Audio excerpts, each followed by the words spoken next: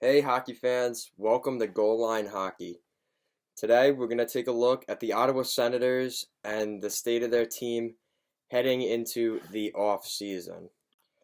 Obviously, expectations heading into the season were not terribly high for the Ottawa Senators, but they came out fairly strong in their first 20 games, 9-8 to start the season, and on a little bit of a winning streak, winning a couple games in a row. They were playing very well to start.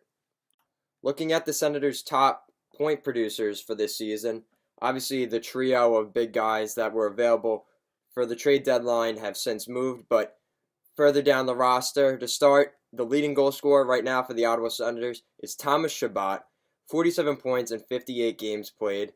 Chris Tierney, 41 points in 67 games. Bobby Ryan, surprisingly having a great season with 35 points in 63 games. Colin White, one of the younger guys on this hockey team, looking to be a core player with some guys being moved. 34 points in 60 games for Colin White. And to wrap it up in the top five, Brady Tkachuk, 32 points in 55 games in his first NHL season. Now, looking at the Senators' future here, in terms of these guys, Thomas Chabot is the big defenseman for this hockey team since Erik Karlsson has left. He's one of the gleaming lights at the end of the tunnel right now, including the likes of Colin White and Brady Tkachuk. Considering Chris Tierney's minutes on this hockey team, it's no surprise that he's one of the point leaders on this team. He's the first line center in Ottawa. Obviously, since Matt Duchene and Ryan Dzingel, Mark Stone, it creates more ice time for Chris Tierney. So he's been playing first line, so not completely shocked to see him second on this team in points. But having Bobby Ryan at third is pretty amazing. He's having a comeback season. Definitely not worth the $7.5 million that he's making over the next couple of years, but at least they're getting something more out of him, and at least he's playing more games than he has in the past few years. Now to dissect what's gone on in Ottawa, it's very well documented, as many of you probably know, but just recently, Pierre Dorion, the GM of the Ottawa Senators, came out and said that there was obviously questions about the future of Guy Boucher, the now former ex-head coach of the Ottawa Senators, and there was some controversy because on a certain day he said that he was the coach, he was their guy, and the next afternoon he was fired. So that just shows to me that that does not seem like a team with a plan. If you have a plan, you don't just change it the day after because of a bad game or something just wasn't right. And you could tell if you look at the Pierre Dorion interview, he wanted to get out of there. And actually, Timmons actually made fun of him a little bit, saying he was at least 2 or 3 times he said, "Okay, thank you, have a good day." He wanted nothing to do with this interview. He knew he had to hold the conference to announce the coach taking over him, who is Mark Crawford. And again, it's an interesting choice. They felt that Guy Boucher was more worried about the team winning, which obviously wasn't working. But he was not playing the young guys as much as management would have liked. With all the other things that happened in Ottawa as well as seeing the Uber situation, the Uber driver video, the guy was having a bad day. He was recording the video, and a couple of players were caught kind of smack talking one of the assistant coaches about a practice and how they don't learn anything during practice.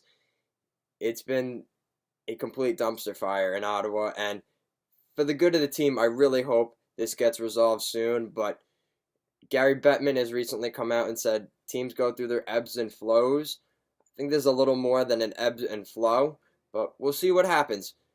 Like we said, teams change very quickly, so Ottawa fans, it doesn't look great right now, but you just gotta live through it. Once the draft pick gets selected this year, whether wherever Colorado gets it, just take the pill. You gotta swallow it and then forget about it. And moving forward, this is a tough season for Ottawa, but there wasn't much expected anyway heading in. So taking a look at their current record, 23, 38, and 5. So 51 points is not really good. And I believe they're already mathematically out of the playoffs, which is really no shock to anybody, but it is there. In terms of where they are 8th in the Atlantic Division, so that's dead last in the Atlantic Division, and 31st in the NHL. 1, 2, 3, 4, 5, 31 NHL teams, so they are last there too.